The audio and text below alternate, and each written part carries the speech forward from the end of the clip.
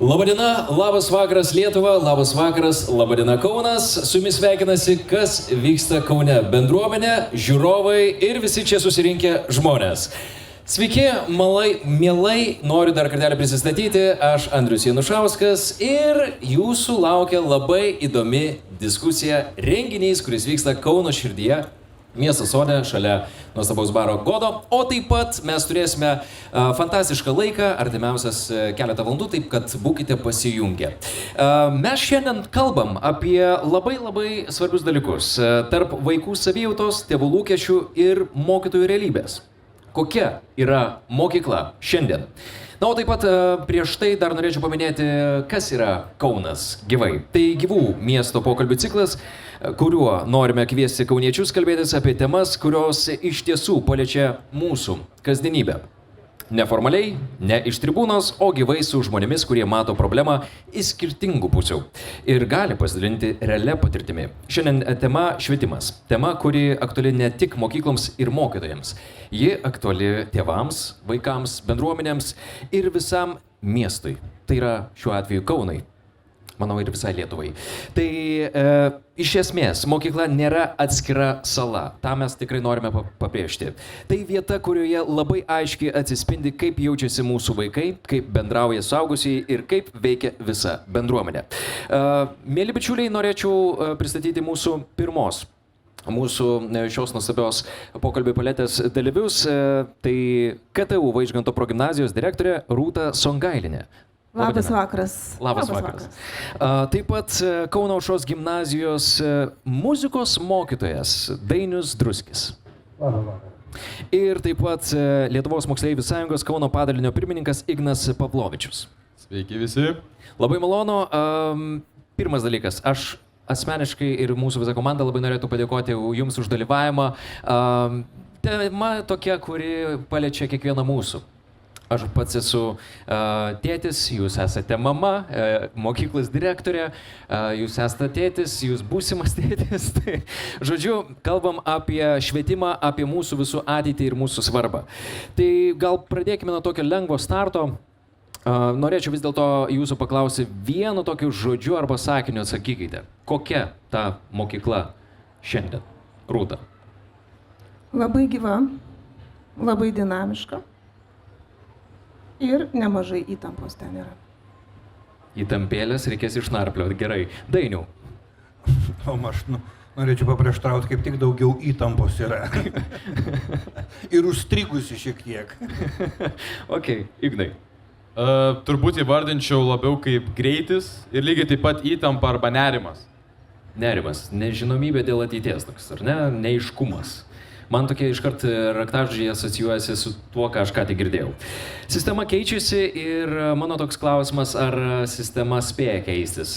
Padiskutavęs su kai kuriais kolegomis, kitų mokyklų mokytojais, vadovais, supratau, kad šiek tiek visa sistema atsilieka ir galbūt ne keliariais metais, bet gal ir dešimtmečiais. Norėčiau išgirsti jūsų asmeninės patirtis. Dažnai sakome, kad sistema paseno, kartu jį nuolat keičiasi. Klausimas iš esmės yra toks, ar tie pokyčiai mokiniams, mokytojams ir mokykloms suteikia aiškumo, ar kaip tik kuria daugiau nerimo. Tai vat, apie ką mes dabar čia kalbam? Kodėl mes kažko nespėjam? Čia klausimas man? Visiems.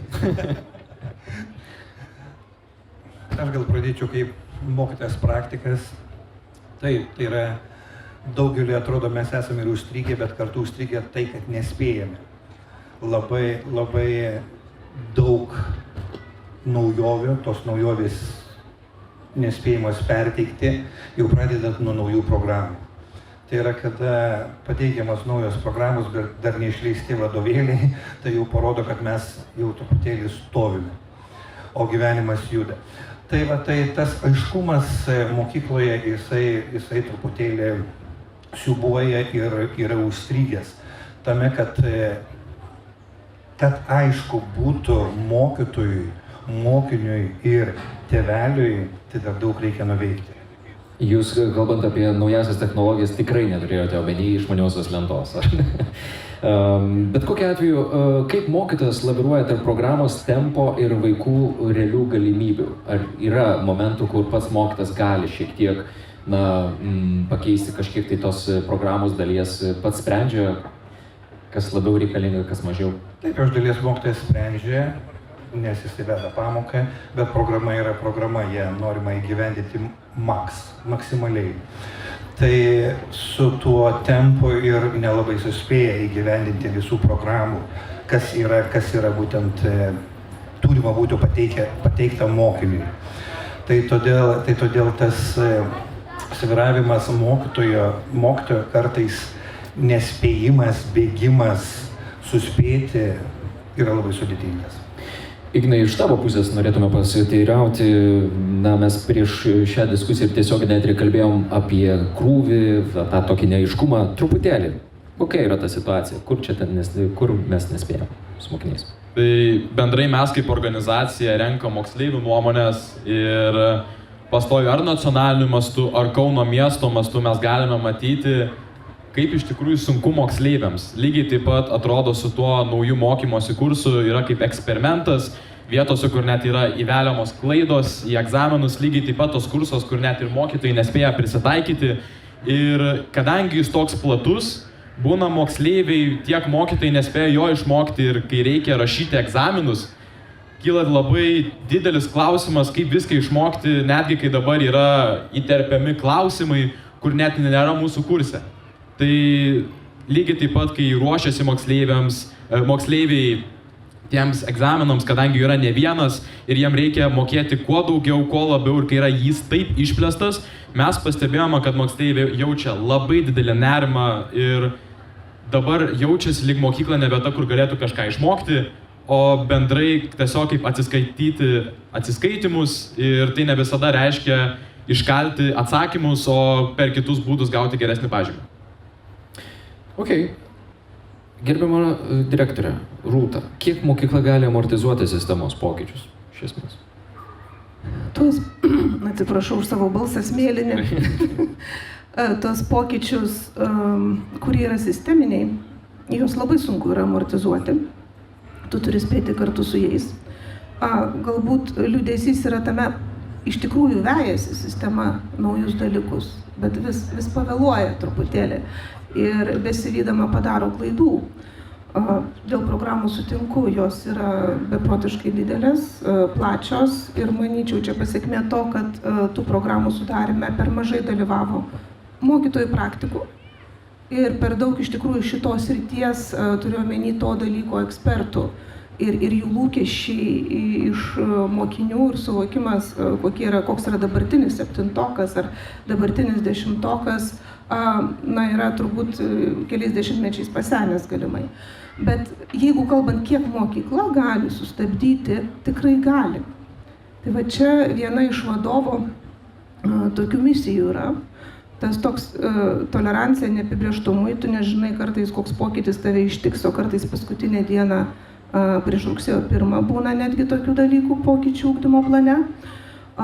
Ir čia jau vadovo galia, lyderystė, kiek iš tikrųjų pasimatuoti, kiek į tos pokyčius įtraukti savo bendruomenę, kiek, kaip sako, užtraukti rankinę ir sakyti, ne, be šito mes irgi galim išgyventi toliau.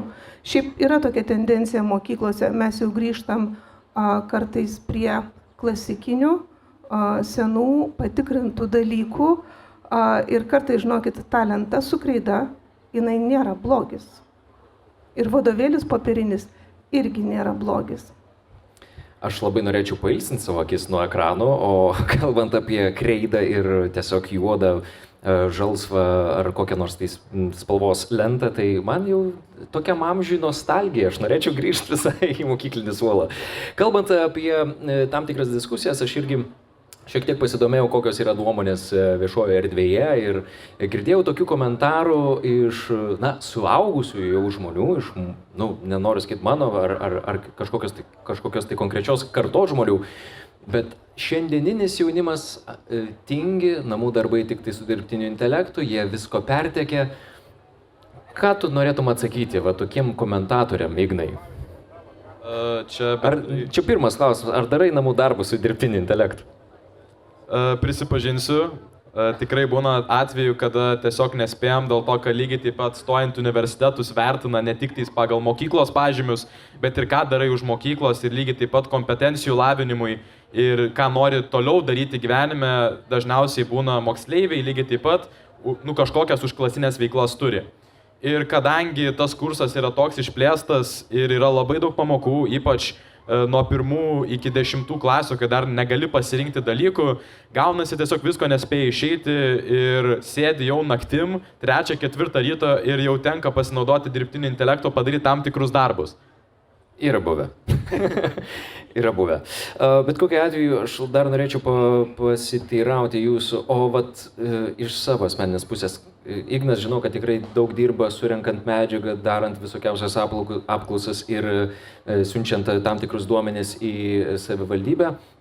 Taip pat, kalbant apie Kauno Aušros gimnaziją ar KTU Vaižganto progimnaziją, ką apskritai galbūt mokytojai, bendruomenė galėtų daryti, kad tų pokyčių mes vis dėlto sulauktume? Kokie buvo jau veiksmai atlikti ir kas veikia, kas neveikia šitam visam procesiniam reikale? Pokyčiai yra gerai ir visada jų reikia, bet kada jų per daug, tada ir nesmagu.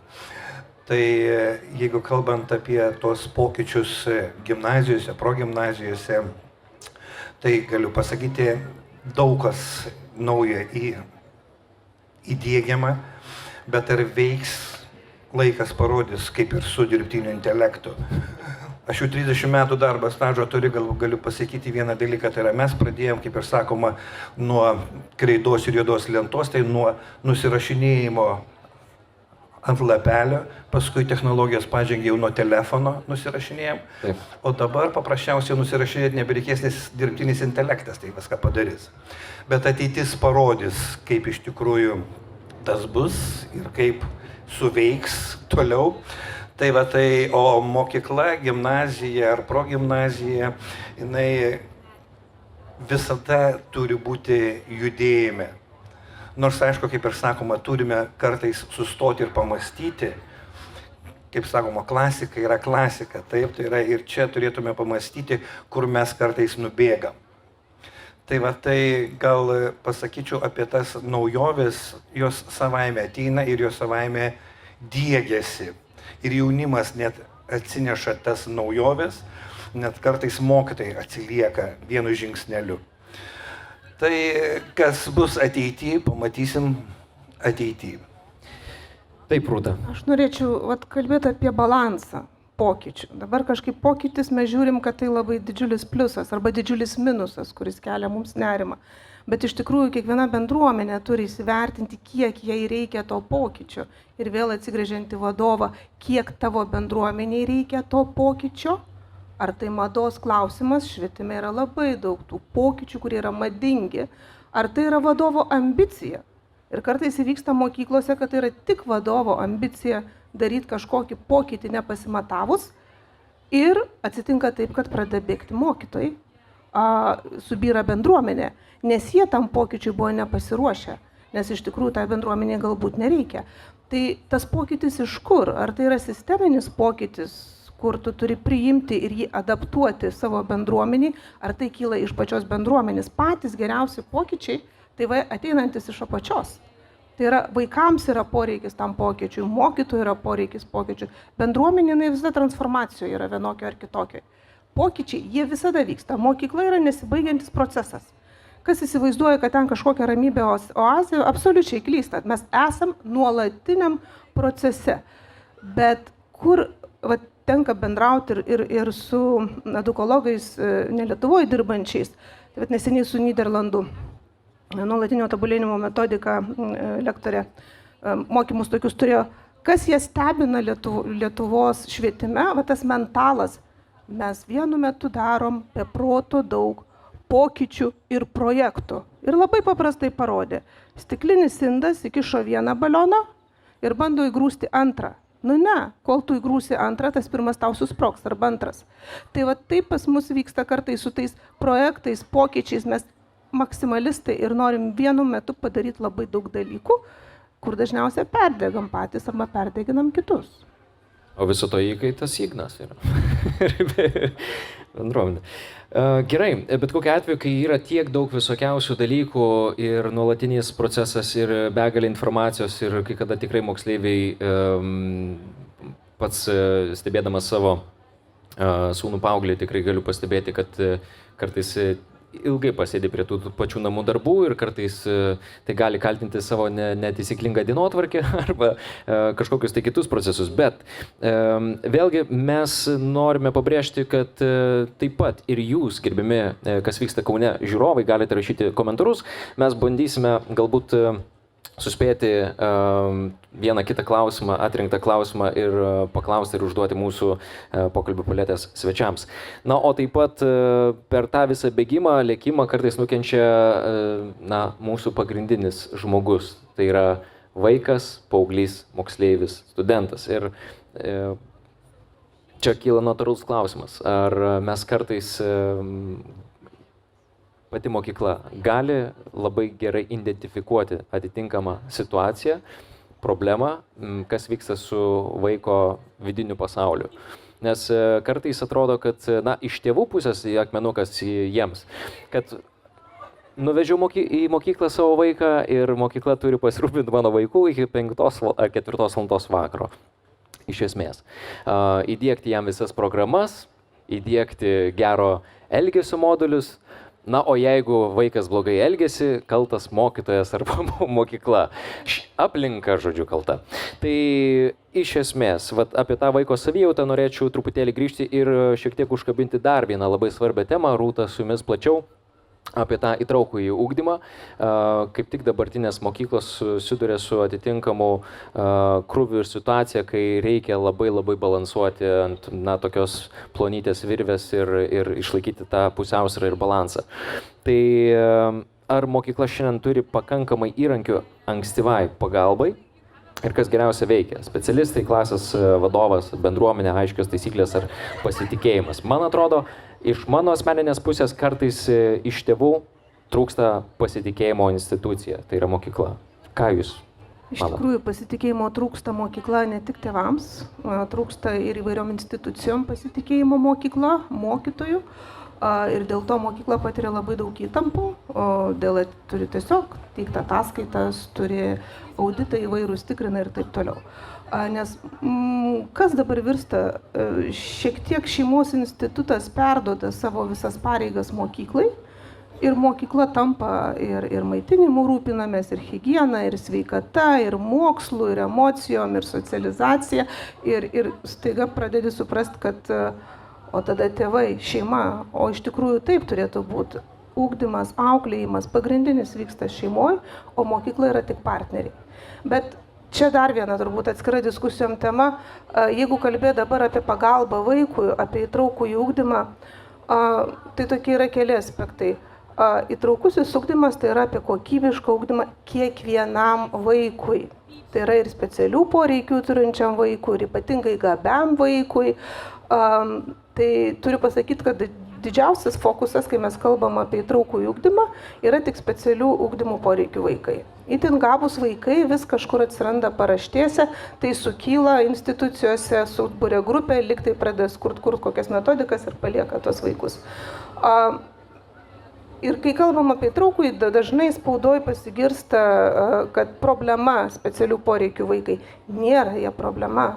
Jeigu jie yra nustatyti, mes turim rekomendacijas ir mes žinom, kaip padėti, nėra problema. Problema yra nenustatyti poreikiai vaikui. Ir kai kuriais atvejais tai būna medicininės diagnozės, kurios yra nenustatytos. Arba po specialiaisiais poreikiais, jeigu kažkiek domėjotės, tai yra, jos nustato pedagoginė psichologinė tarnyba.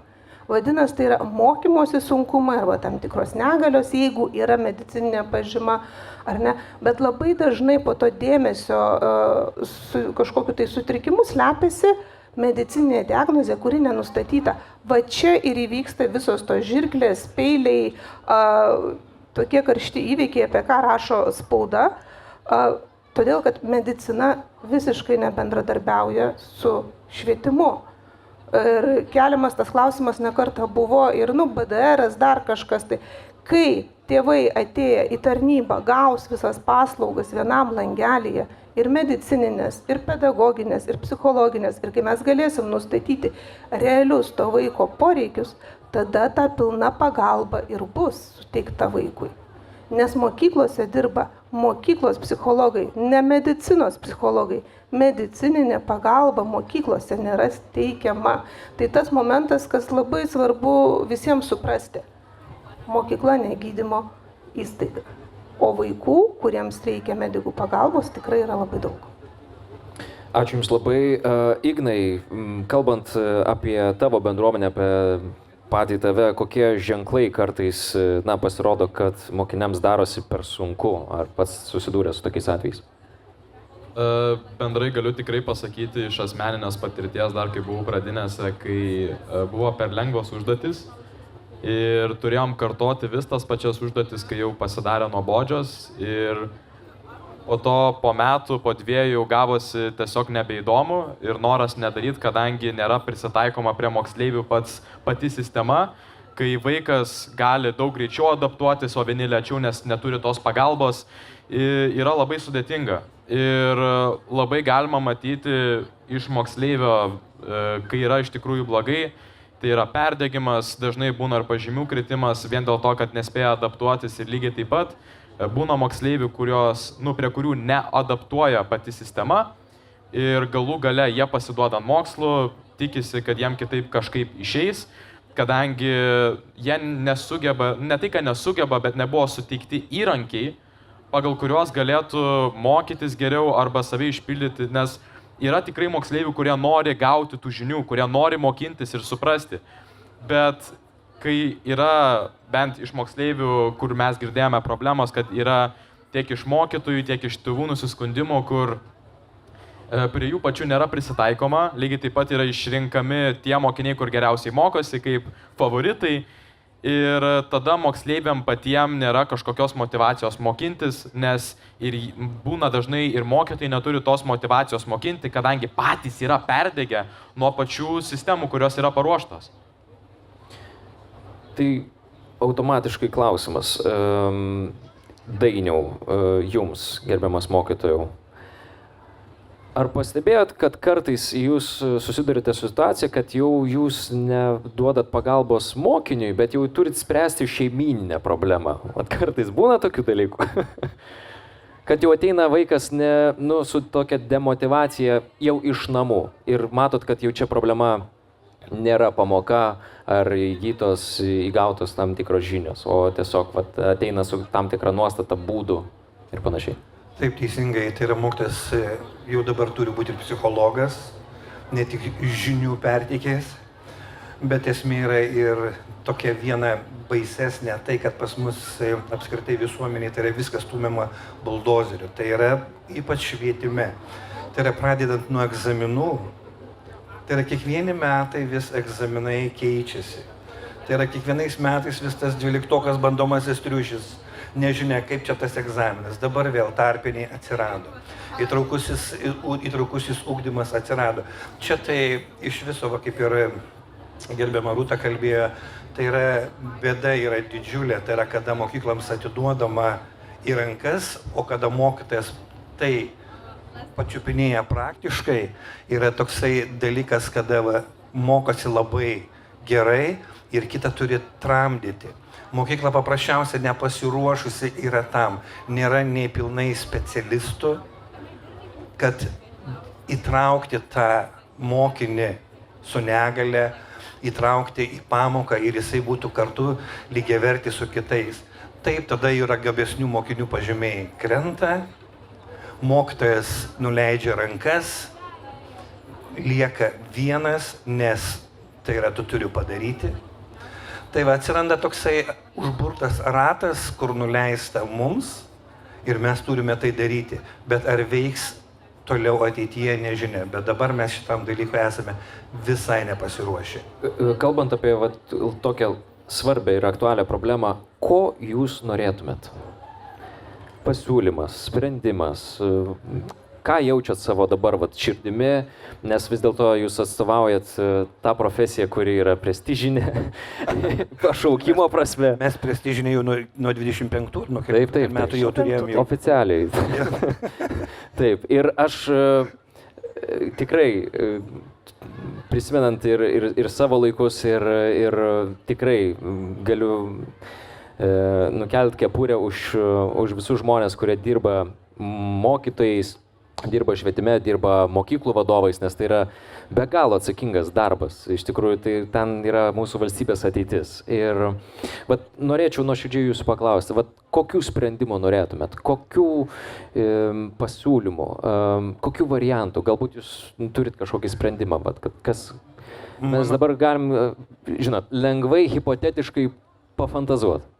Mano nuomonė tai kad vienas svarbiausių dalykų nėra kur skubėti. Tai yra pas mus yra skubama, turi tai būti ir ne kitaip, čia ir dabar.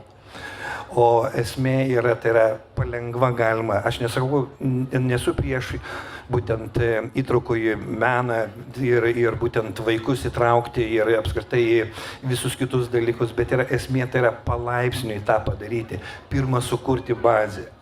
Mes kalbam apie švietimą, tai yra ir šalia kaimynus turim estus, suomius, kurie nubėgia pasaulyje į pirmas vietas ir jie džiaugiasi ir didžiuojasi. Mes kažkaip dar vis atbulai einam. Tai yra paprasčiausiai neskubėjimas. Pirma, sukurkim bazę, paruoškim, o tada jau pabandykim. O pas mus yra atvirkščiai. Pirma, produktas, o paskui nežinia, kas jį valgys. Labai teisingai pasakyta. Kitaip tariant, bandoma pasėti tam tikrų vaisių ant nederlingos žemės, kur ten praktiškai ant smėlio, kur gal nelabai kas ir auga iš esmės. Bet kokiu atveju, Ignai, kokiu pats turėtum tokių pasiūlymų, kaip tu pats matai tokią situaciją, kas tau veiktų iš esmės? Tiesą sakant, čia iš tos egzaminų pusės, bent iš moksleivių, ką jie išreiškia, tai visų pirma, bendrai netokios plačios ir tiesiog tos programos, kurios sudarytos, tiesiog jas apmažinti, lygiai taip pat padaryti aiškius vertinimo kriterijus, kadangi yra dar neaišku, kaip iš tikrųjų yra vertinama, lygiai taip pat egzaminai, kurie yra daromi, būtų neruošiami žmonių, kurie yra universitete ar tie, kurie laimėjo konkursą, bet ekspertų, praktikų, kurie jau mokykloje moko tos moksleivius. Jie žino, ką moksleiviai gali iš tikrųjų patys pasimti, kiek jie gali išmokti ir pagal tai ruošti egzaminus. Ir dabar galim pažiūrėti į pavyzdį kaip tik Skandinavijos šalyse, kur jie atsitraukia nuo to kompiuterių visų ir kaip tik grįžta atgal prie paprastos medžiagos ir jų mokymo sistema yra labai labai gera ir užtat jie pirmauja, nes jie žiūri į mokinius pirmus ir lygiai taip pat atsižvelgia į mokytojus. Ačiū, Ignai. Gerbiama Rūta.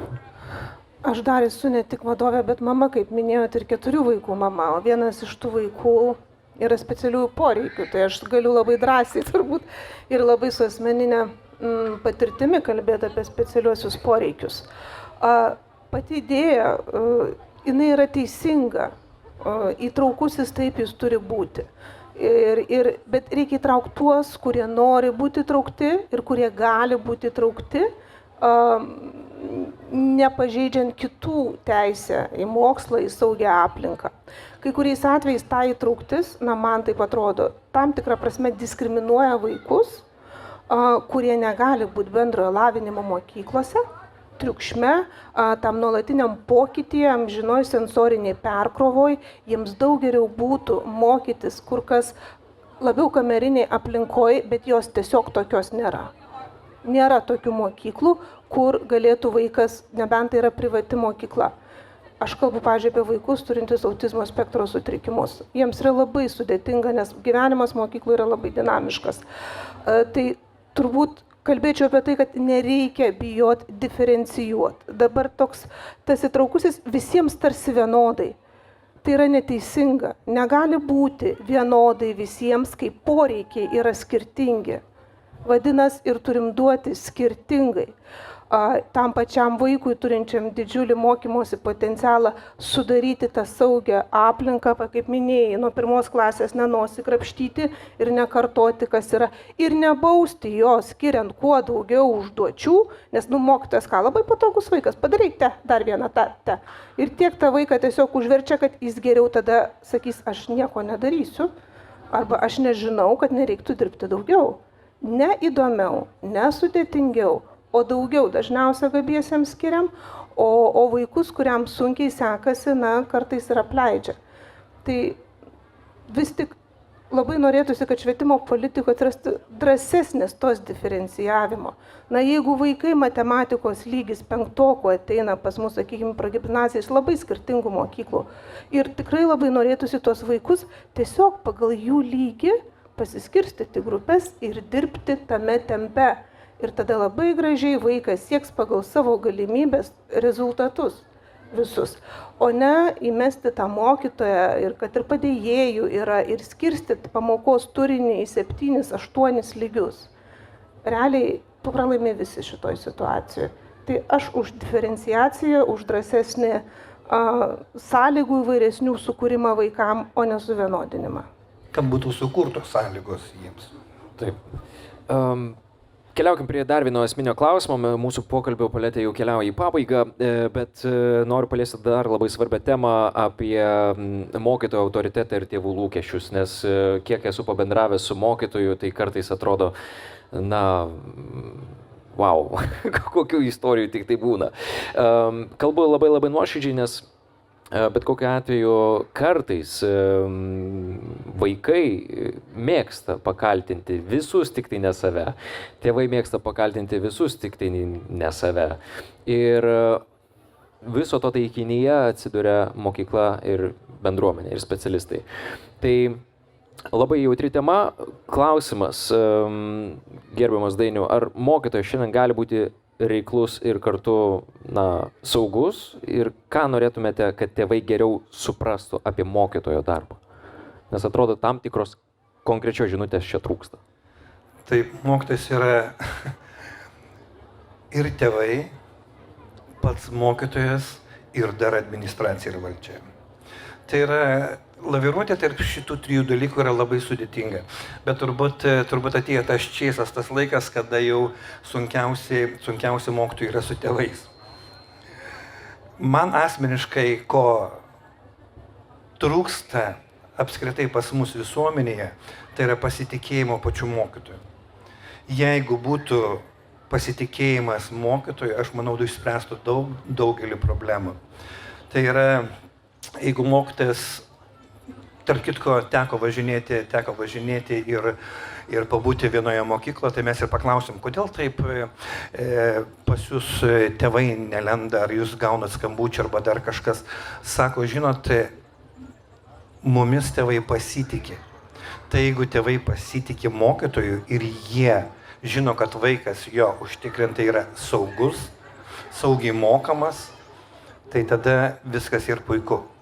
Bet jeigu pas mus yra atvirkštinis variantas, ką mes daugiausiai girdime, tai yra tik tai kaltinimą.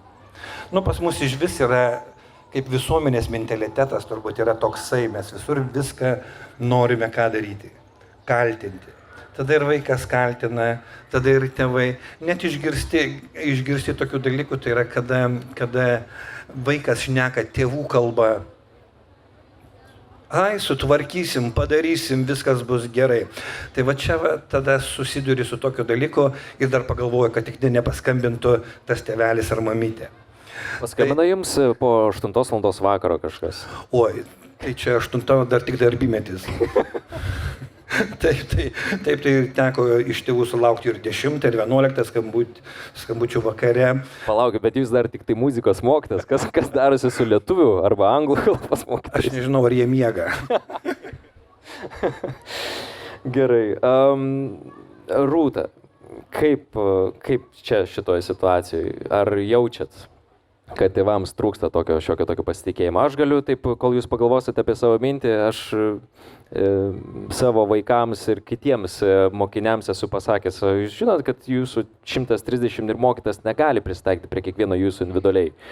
Vis dėlto jūs turit prie mokytojo prisitaikyti. Ir aš labai esu priešininkas to, kad vaikai atsineša tam tikrą sudarytą, kaip jūs Dainiau sakot, nuomonę į mokyklą iš tėvų. Kad tas mokytojas toks ir anoks, 3., 4., 5. Ir va šitoje vietoje ta tokia pagarba ir dingsta. Ir kaip tu, kaip 12, 14, 16 metų berniukas ar mergaitė gali gerbti mokytoją, jeigu tavo tėtis ar mama apie mokytoją atsiliepia būtent taip. Buvau tėvų susirinkimą, viskas aišku. Nežinau, kaip jūs sprendžiat ir matot šią situaciją, Rūta? Iš tikrųjų, mes gyvenam tokiai labai lėtinį stresą patiriančioj visuomeniai. Ir kartais tas tėvų nerimas ar priekaištai mokytojams, kai aš sakau, kartais išsipuliuoja per tą modernyną ir bandai nuskaityti, kodėl. Ar čia tikrai problema yra mokytojo komunikacijoje, ar jis padarė kažkokius, klysta ir mokytojai, visko būna. Ar kas čia įvyko?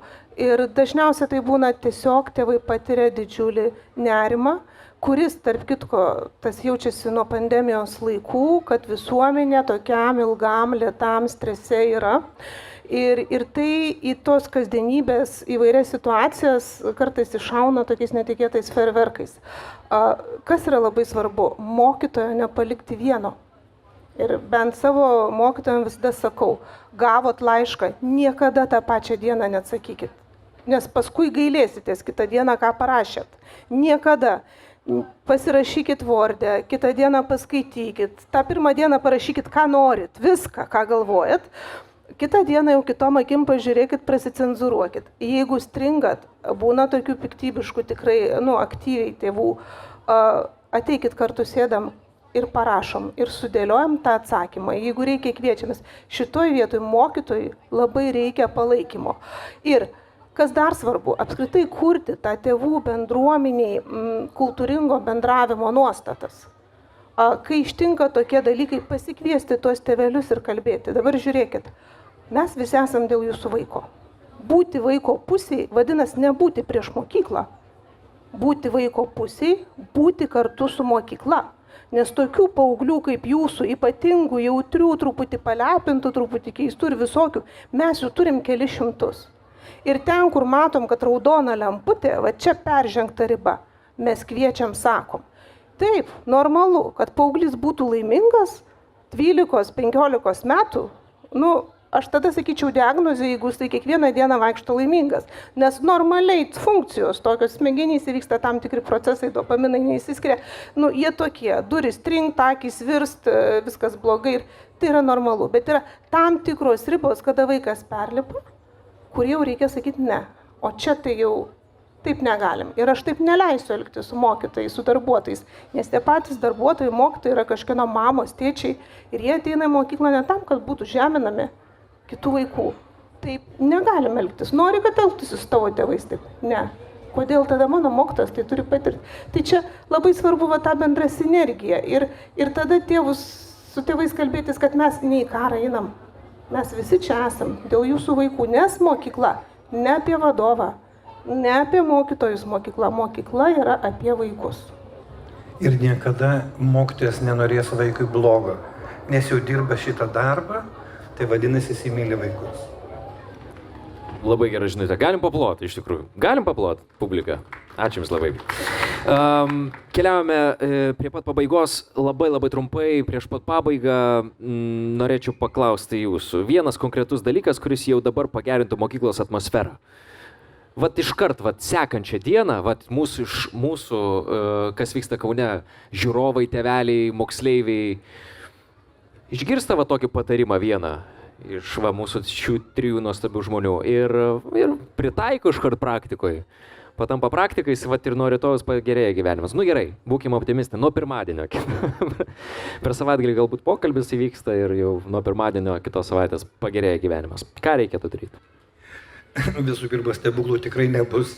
Kaip ir norėtųsi, kad atsimerktum ir būtų taip visada saulėta, linksma ir gera, bet taip nėra. Vien todėl, kad pasaulis yra įdomus tai, kad mes kiekvienas esam skirtingi.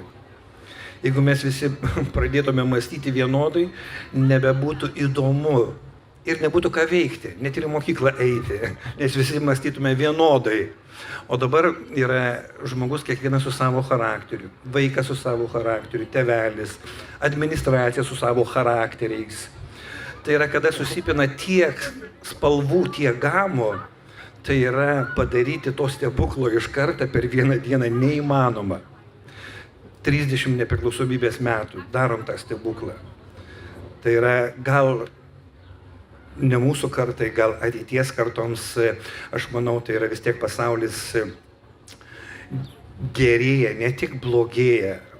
Tai yra karais, bet gerėja ir, pavyzdžiui, Lietuvoje, tai yra mes matome tikrai yra gražu, spalvinga. Ir aš manau, ne tiek daug mums reikia, kad tas stebuklas įvyktų, o tik tai vieno dalyko paprastume, tyliai žingsnis po žingsnį eiti į priekį. Amen. Ignai. Aš pilnai sutinku, nežinau ar daugiau kažką pasakysiu, bet pagrindas, ko trūksta bendrai iš institucijų, mokyklų, moksleivių ir mokytojų, tai yra supratingumas ir komunikacija. Ir tai pasakyti, kad kelis dalykus pakeis ir jau nuo pirmadienio viskas gerai bus, nu taip nebus, kad būtų kažkokie pasikeitimai, užtrunka laiko. Mes irgi kaip organizacija stengiamės viską, ką galim daryti, atstovauti moksleiviams, rinkti jiem nuomonės, žiūrėti, kur jie stringa ir po to teikti pozicijas ir rekomendacijas. Bet viskas trunka laiko, lygiai taip pat užtat reikia iš lėto eiti į priekį, išklausyti visų pusių ir komunikuoti tarpusavėje. Tai tiek iš manęs tada bus. Ačiū, Ignai. Ir Rūta. Turbūt tai, ką ir kolegė sakė, paprastume, mažai žingsniais ir pasitikėti.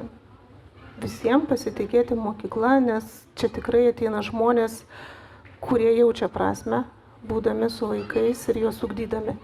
Tai tiesiog nuimti įtampas, pasitikėti, paleisti. Iš tikrųjų, mokykla ne viena vaiko nesugadino. Geri žodžiai. Mano patarimas 10 000 žingsnių ir išeiti į saulėtą Kauną. Ponios ir ponai, ačiū Jums labai. Kaunas gyvai kartu su Jumis. Dėkoju visiems žiūrovams ir iki kitų kartų. Ir dar kartelį labai norėčiau padėkoti mūsų šios pokalbių paletės dalyviams. Ir tai yra Rūta Songairinė, KTU Vaižganto progimnazijos direktorė. Ačiū Jums labai. Dainius Druskis, Kauno Aušros gimnazijos muzikos mokytojas. Ačiū Jums labai. Ir Lietuvos moksleivių sąjungos Kauno padalinio pirmininkas Ignas Pavlovičius. Dėkui, Ignai. Aš Andrius Janušauskas. Atsisveikinu iki kito karto. Būkite gyvi, būkite Kaune, būkite Lietuvoje. Mylim Jūs. Ade.